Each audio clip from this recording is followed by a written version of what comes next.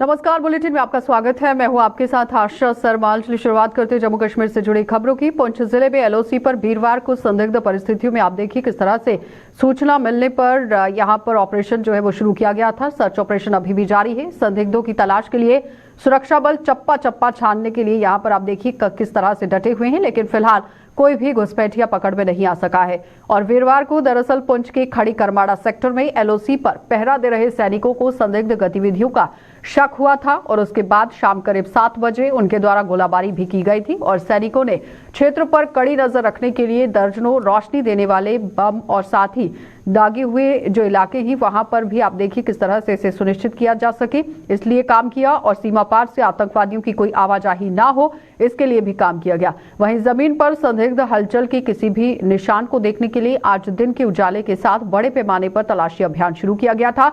और ये भी बताते चले कि फरवरी तक सुरक्षा बलों को घने कोहरे के कारण काफी चुनौतियों का सामना करना पड़ सकता है। धुंध और बर्फबारी की मौसम में आप देखिए किस तरह से बदलाव देखा गया है और मौसम में घुसपैठ की आशंका और बढ़ जाती है क्योंकि सर्दी के मौसम का ये लोग फायदा उठाते हैं।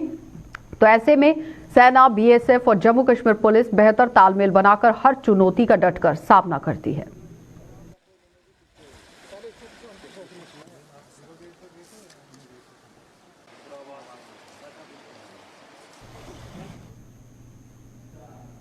प्रधानमंत्री नरेंद्र मोदी की माताजी हीराबेन मोदी के ही देहांत पर देश भर में शोक की लहर दौड़ गई है और सियासी दलों के नेताओं के साथ साथ आम लोगों ने भी उनके देहांत पर शोक जताते हुए उनकी आत्मा की शांति की दुआएं मांगी।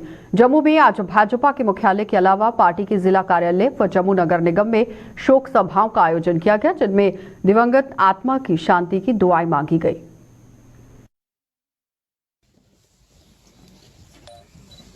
रेखा महाजन जी, श्री शेट्टी जी, मैं निवेदन करूंगा पुष्पांजलि अर्पित करें।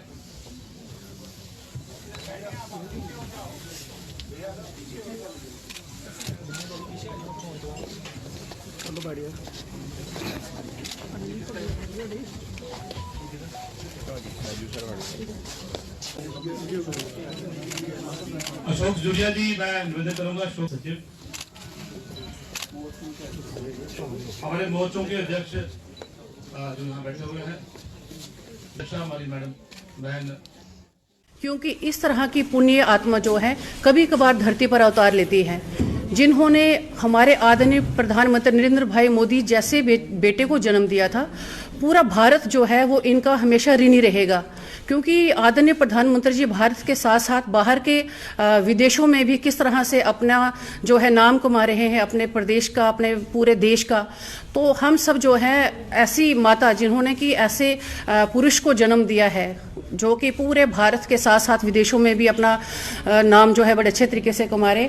आज मैं पुनः जम्मू कश्मीर की सभी महिलाओं की ओर से इनकी श्रद्धांजलि, हम जो सभी बहनें यहाँ इनको श्रद्धांजलि देने के लिए एकत्रित हुए हैं, पुनः मैं जम्मू कश्मीर की सभी बहनों की ओर से हमारी जो माता जी थी हीरा बहन जी, इनको बहुत बहुत श्रद्धांजलि, अश्रुभर श्रद्धांजलि जो है इनके चरणों में अर्पित करते हैं।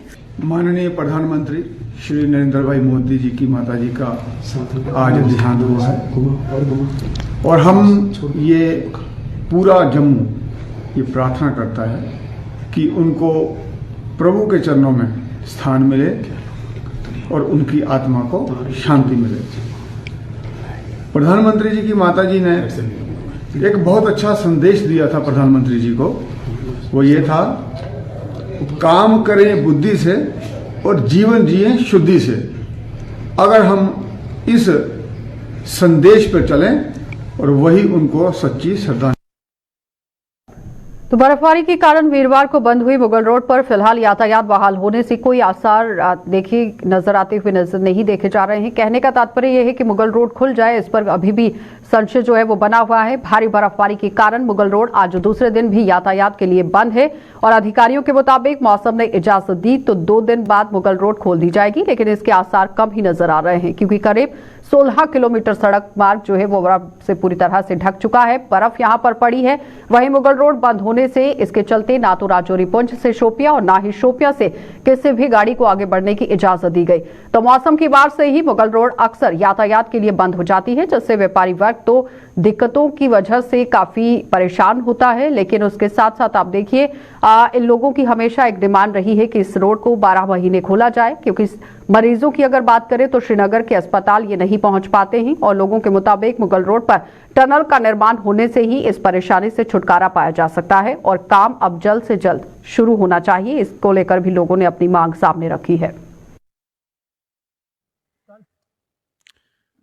कल से मतलब जो बर्फबारी हो रही थी उस वजह से मतलब रोड इस वक्त पूरी कंप्लीट बंद है। तो इसमें कोशिश करेंगे, अगर इन केस अगर मौसम ने अगर इजाजत दी तो 1-2 दिन के बाद हम रोड को खोल भी दे सकते हैं, लेकिन चांसेस कम है इसके, मतलब क्योंकि इस वक्त बहुत ही स्नोफॉल हुआ है। इस वक्त काफी अभी स्नोफॉल हुआ, तकरीबन 1 फीट तक हुआ है पीर की गली में। तो अगर मौसम ने इजाजत दी तो इसको हम खोलने की कोशिश करेंगे, अगर वेदर ने परमिट किया हमें, ठीक है। इसमें इस वक्त हमारे तकरीबन 15 to 16 किलोमीटर में मतलब स्नोफॉल है। जी जी, अगर मौसम ठीक हुआ तो हम इसको खोल देंगे। जी, सरकार द्वारा यहाँ टनल वगैरह जो जिसके पैसे भी सैंक्शन हो चुके हैं, अगर वो निकल जाए और इस पर मेहनत की जाए, जहाँ जहाँ जरूरत हो वहाँ ऊपर शेड बनाए जाए, तो मेरा ख्याल है ये 12 महीने जो है ये सड़क आबाद रह सकती है। और लोगों का आना जाना, खास करके कई मुश्किलात हैं, बीमार हैं, पेशेंट्स हैं, उनको ले जाना फौरन और वहाँ जाके उनका इलाज वगैरह भी करवाना भी बड़ा आसानी। मैं सरकार से ये गुजारिश करूंगा, खास करके लेफ्टिनेंट गवर्नर साहब से ये गुजारिश करूंगा कि इस रोड को, सियाती मकाम को, ये एक सियात का बहुत बड़ा मकाम है मेरी समझ में। ये जो गुलमर्ग, पहलगाम और सोनामर्ग में लोग करोड़ों रुपए खर्च करके भारतवर्ष से आते हैं, अगर हमारी ये रोड मुकम्मल ये खुली रहे तो यहाँ 12 महीने टूरिज्म जो है वो कायम हो सकता है और लोगों के मामलात भी हल हो सकते हैं।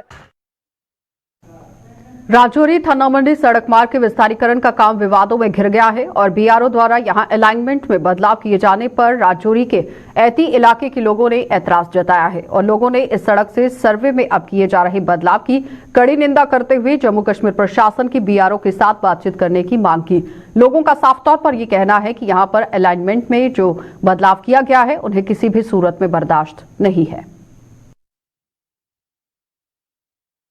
उनको ये बात पूछी कि आप हमें ये चीज़ बताइए कि जब आप यहाँ से 30 या 40 किलोमीटर थाना मंडी से यहाँ तक आप पूरे एज पर अलाइनमेंट ही आए हो, यहाँ पे आपको पहुँचने में आपको आधा किलोमीटर का जो बीच में गैप रहता है वहाँ तक आप इसको कैसे चेंज कर रहे हो? वो कौन सा कानून है, वो कौन सा लॉ है जिसके बेसिस पे आप यहाँ से चेंज कर रहे हो?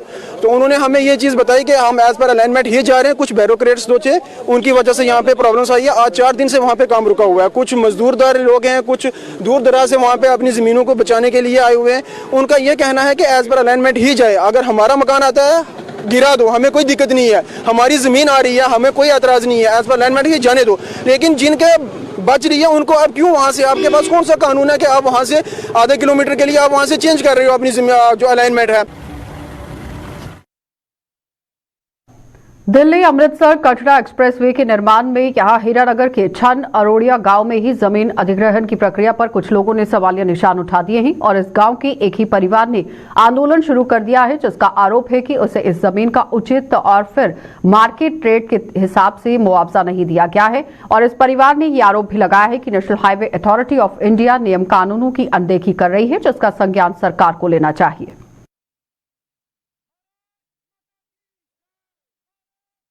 हमें कंपनसेशन दिया जा रहा है, बहुत ही कम दिया जा रहा है। 3.5 लाख रुपए का किनाल का, 3.5 लाख रुपए किनाल का जो मेरी लैंड है कम से कम करोड़ों में है, मगर ये 3.5 लाख रुपए हमें किनाल दिया, बहुत ही कम हमें मुआवजा दिया जा रहा है। अगर हमारे इन्होंने लैंड एक्वायर करनी ही है और कोई चारा नहीं है, हमें जहाँ तो लैंड के बदले लैंड प्रोवाइड किया है, जो एक्ट में भी है, चाहे सेवनिटी एम्प्लॉयमेंट भी है, नौकरी भी है, हमारी व्यवस्था की जाए, हमें नौकरी दी जाए और हमें उचित मुआवजा दिया जाए, रीसेटलमेंट की जाए। कठुआ के वार्ड नंबर 5 में खुलने जा रही शराब की दुकान का विरोध शुरू हो गया है और इस वार्ड के लोगों ने आज डीसी कार्यालय पहुंचकर प्रशासन को एक ज्ञापन सौंपा, जिसमें इस दुकान को खुलने की अनुमति न देने की मांग की गई और लोगों ने चेतावनी दी है कि अगर ये दुकान उनकी वार्ड में खोली गई तो उग्र आंदोलन शुरू कर दिया जाएगा।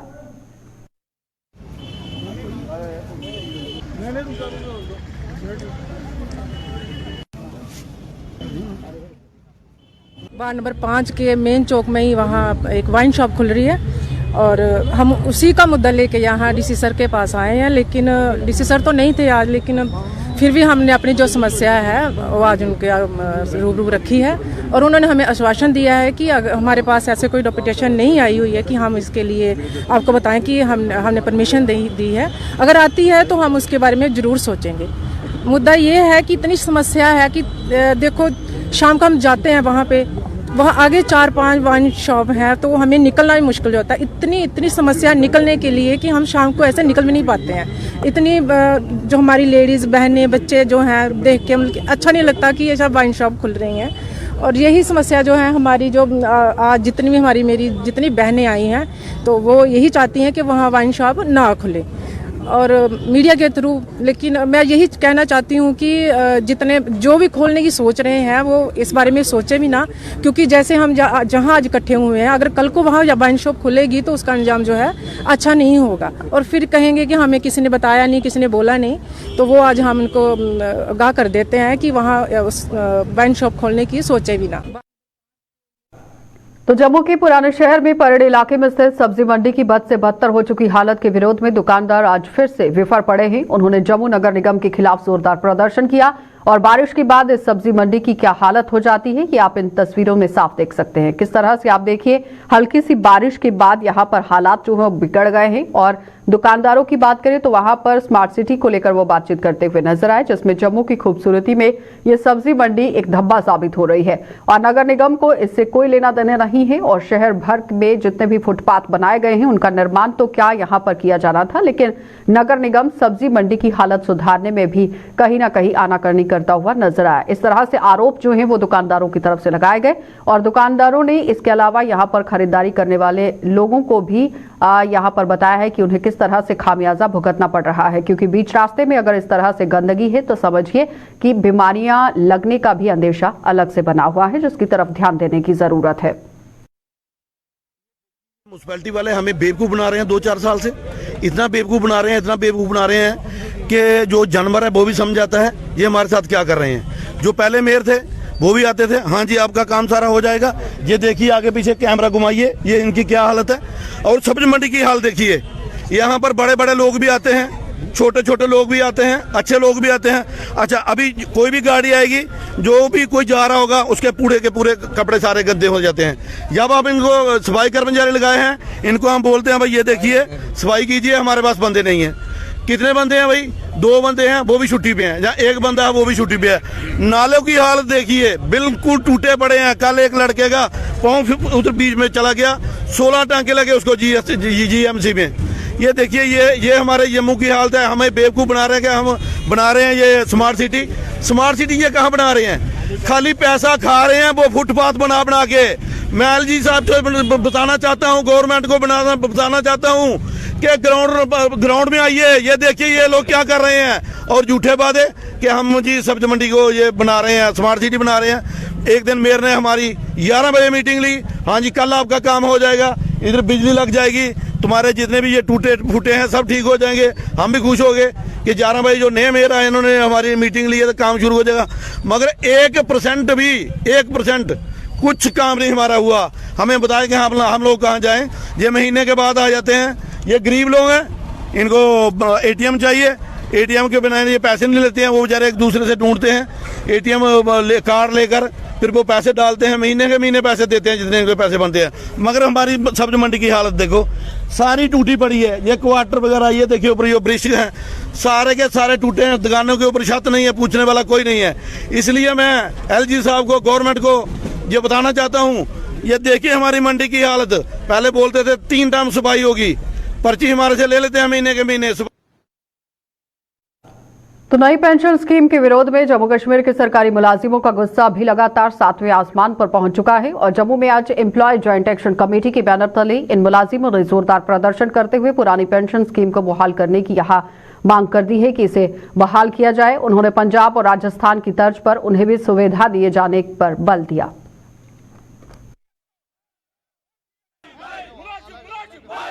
हमारा एक ही मुद्दा है, जो 1.25 लाख यहाँ के मुलाजिम हैं जो एनपीएस में आ रहे हैं, उनको ओपीएस में लाया जाए। इस स्कीम को यहाँ लागू किया जाए जैसे पंजाब में, राजस्थान में किया। इनके पीछे लगभग 4 लाख मुलाजिम इस वक्त इस मतलब यूनियन के सपोर्ट में आए हैं। हम यहाँ प्रेस क्लब में हमारा एक ही मुद्दा है, क्योंकि मुलाजिम जब रिटायर होता है उसके पास ना कोई बिजनेस होता है ना कुछ होता है, उसके बच्चों को एक सहारा होता है ये पेंशन। अगर इसे ये पेंशन छीना जाए, ये सबसे बड़ा जुल्म है। जो यहाँ के एमपी हैं, जो यहाँ के एमएलए होते हैं, उनका पेंशन तो मतलब मरते दिन तक चालू रहता है। लेकिन मैं एक चीज़ ये बताइए कि एक छोटे मुलाजिम, गरीब मुलाजिम को लास्ट में एक होप होती है कि मुझे पेंशन मिल जाए, लेकिन अगर उसको ये छीना जाए, ये इसके साथ नाइंसाफी होगी। और हमें ये पूरी उम्मीद है 2023 में जो मतलब मोदी जी ने ये कहा है कि मैं इसको खुद लागू करूँ, हमें यही उम्मीद है कि ये लागू हो जाएगा। लेकिन ये संघर्ष तब तक जारी रहेगा जब तक एनपीएस को ख़त्म न किया जाए और ओपीएस को यहाँ जम्मू कश्मीर लागू न किया जाए।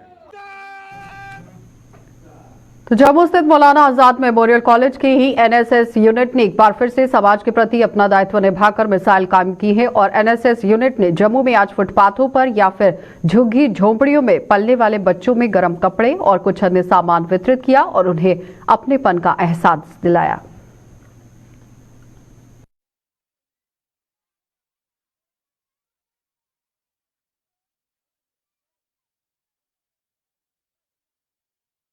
विंटर क्लोथ्स जो इनके घर में इन्होंने बहुत कम यूज़ किए होते हैं या कुछ न्यू क्लोथ्स इन्होंने लाए थे उन बच्चों के लिए जो इस तरह से फुटपाथ पे रहते हैं या जिनको लाइफ की पूरी फैसिलिटीज़ जो है वो मुहैया नहीं है, तो उनके लिए उन्होंने अपने कपड़े जो थे वो डोनेट किए हैं। इस तरह की डोनेशन वैसे भी करते रहते हैं कॉलेज में हमारे एनएसएस स्कीम के तहत, जिसमें बच्चे ये सीखते हैं कि किस तरह से सेल्फलेस सर्विस करनी है सोसाइटी के लिए, खुद से आगे दूसरों को रखना। ये मोटिव है इस मुहिम का, जिसमें सिर्फ अपने बारे में नहीं सोचना है बल्कि ऊपर वाले के बनाए हुए जितने भी इंसान हैं इस दुनिया में सब बराबर हैं, तो उनका दर्द भी महसूस करना है। ये सारी वैल्यूज़ जो हैं वो इन बच्चों में इनकलकेट होती हैं और इस तरह से ये काम करते हैं। तो जम्मू में कृत्रिम झील का रुका पड़ा काम अब दोबारा शुरू होने से व्यापारी वर्ग में चेहरों पर उनकी आप देखिए किस तरह से मुस्कान लाता हुआ नजर आ रहा है। और इस झील का काम किन्हीं कारणों से अधर में लटका हुआ था, जिसके बाद अब दोबारा शुरू होने से खासतौर पर पर्यटन कारोबारियों के अलावा आम लोगों ने भी अपनी खुशी का इजहार किया है। पर्यटन कारोबारियों के मुताबिक कटरा तक सीधे ट्रेन पहुंचने से पहले से ही उन्हें नुकसान हो रहा है और अब अगर ऐसी परियोजनाओं को अंजाम तक पहुंचाया जाता है तो जम्मू को इससे काफी फायदा होगा। यहां पर्यटन को बढ़ावा मिलने के बाद जम्मू की अर्थव्यवस्था में सुधार होगा, जिसका सीधा फायदा कारोबारियों को होगा।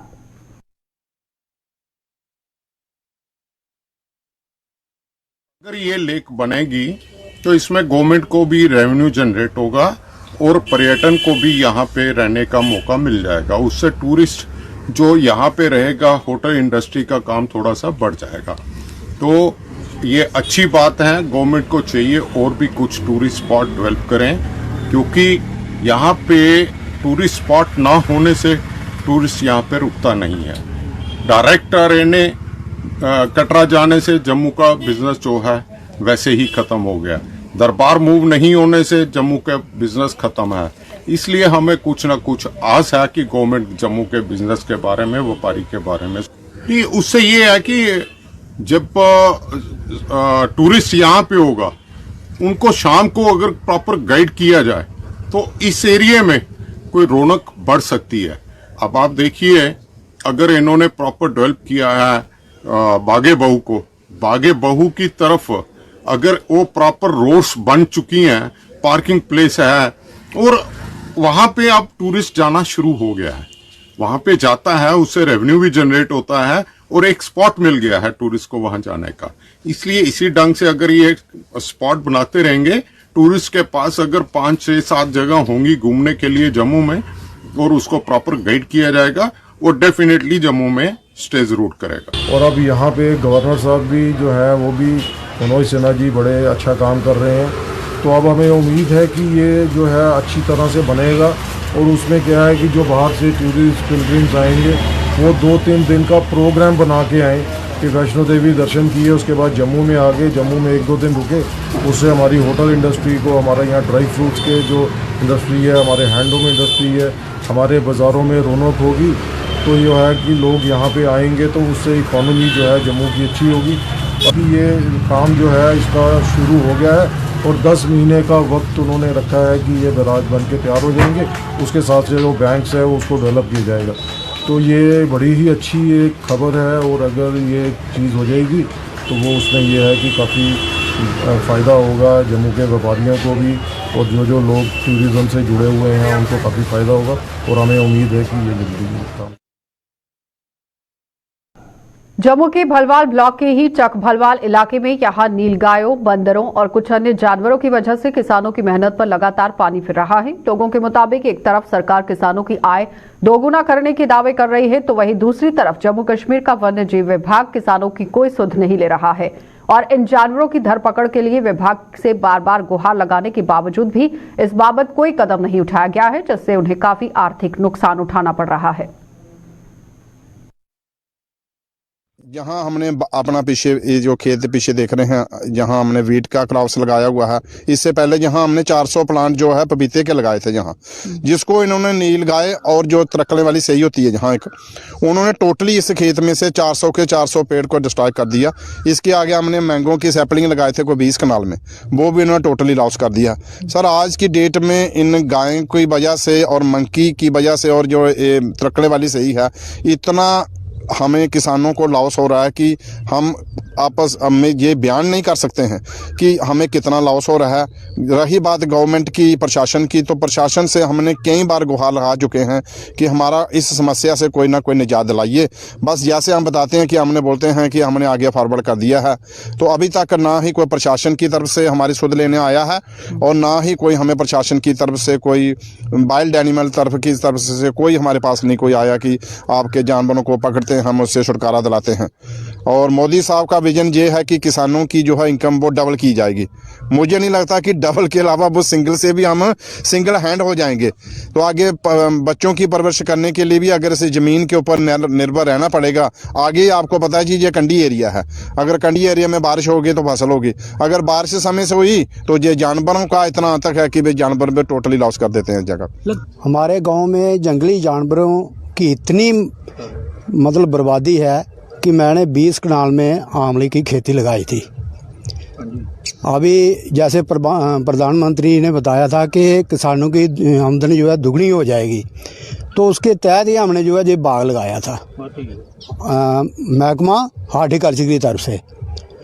तो अभी उन दरख्तों की वो कंडीशन है कि उसके जो है ना छिलके वो भी ये गाय जो है निकाल के खा जाती है। और फसल तो दूर ही, जैसे दालें हो गई, मैंने पिछले साल से दाल लगाना ही बंद कर दी है। माँ की दाल लगाते थे, टोटल जो है उसका लॉस कर देती है, क्योंकि बीच में जब आती है तो छोड़ती कुछ नहीं है। और जैसे मक्की की खेती हो गई, मक्की की खेती जो है पूरा जो है वो उसकी जो है उजाड़ के चली जाती है। और इससे जो है अभी खेती लगाना तकरीबन हमारे लिए बहुत मुश्किल हो रहा है। देखो जी, ये तो सामने दिख रहा है, जब हम दिन में उसकी रखवाली कर रहे हैं, रात को रखवाली कर रहे हैं, तो उससे जो है हमारा बहुत जो है टाइम, एक तो बहुत चलो दिहाड़ी लगाएं तो कुछ ना कुछ बन जाएगा, अभी राखी करेंगे तो रात को खा जाएंगे, कितना राखी करेंगे हम।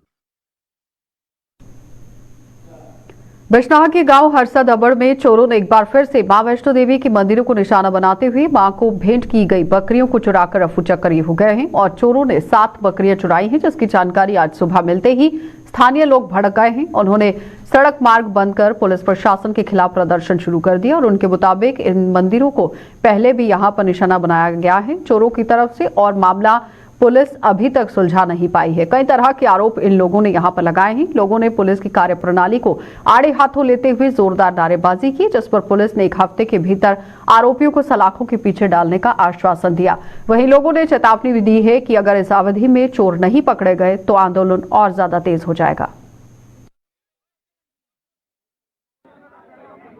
हमारा गांव जो हरसद अब्बर में आज से 1.5-2 साल पहले भी ये वारदात हुई थी। जो माता की पूरे गांव ने एक माता के नाम पे एक छिल्ली छोड़ी होती है, तो हमारे गांव ने पहले भी छोड़ी थी। आज तो 1.5-2 साल पहले वो भी 7-8 पीस जो थे वो भी कोई चोर उठा के ले गया था। तो आज रात को भी यही वारदात हुई है। तो पहले भी हमने पुलिस को पूरा एप्लीकेशन जो भी पूरे नाम दिया था, फिर उसके बाद पुलिस वालों ने कोई गाड़ी भी ट्रेस की थी और गाड़ी का नंबर भी हुआ था, तो लेकिन फिर पुलिस वाले आगे लास्ट मामले तक नहीं पहुंच पाए। तो इसलिए सभी हमारे बच्चे जो इकट्ठे हुए आए, जो हमारे नौजवान, इनका यही गुस्सा है कि जो पुलिस है जो सही काम नहीं करती है, तो इसलिए उन्होंने रोड ब्लॉक किया था। अभी चलो SHO साहब ने हमारे से 1 हफ्ते का टाइम लिया है, बोलता 4-5 दिन 1 हफ्ता लास्ट, बोलता हफ्ते तक ये कवर हो जाएगा। अगर हफ्ते तक ये नहीं कवर होता है तो फिर ये दोबारा हम लोग रोड ब्लॉक करेंगे।